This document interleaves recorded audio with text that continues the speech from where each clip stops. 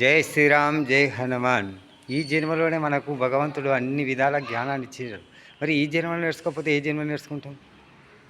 ఎవరి పట్ల ఎట్లుండాలి? గురువు పట్ల ఏ విధంగా ఉండాలి? గురువు పట్ల వినయ విధేయతలు ఉండాలి. తల్లి పట్ల ఏ విధంగా ఉండాలి? తండ్రి పట్ల ఏ విధంగా ఉండాలి? తల్లిదండ్రులను పూజించి గౌరవించేటట్టు ఉండాలి. వారికి ఏ మాట రాకుండా చూసుకునేటట్టు ఉండాలి. సంఘం పట్ల ఏ విధంగా ఉండాలి? సంఘం పట్ల 10 మందిలో మనం మంచి అన్నట్టు ఉండాలి. భగవంతుని దృష్టిలో మనం ఏ విధంగా ఉండాలి? అంతర్ముఖంగా మనం చేస్తున్నటువంటి ఆలోచనల విధానంలో సుత మనం మార్పు తెచ్చుకోవాలి. మంచి ఆలోచనల్ని ఆలోచించేటట్టు చేసుకోవాలి.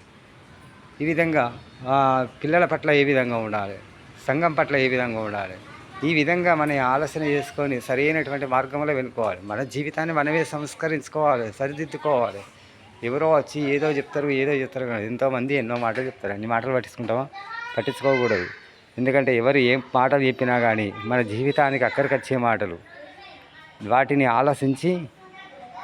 ఆలోచించేటువంటి విధానంలో మనం సుత మంచి అన్నది తెలుసుకొని శాస్త్రాలను పద్ధతి ప్రకారముగా వాటిని చదివి మంచి జ్ఞానాన్ని నేర్చుకోవాలి.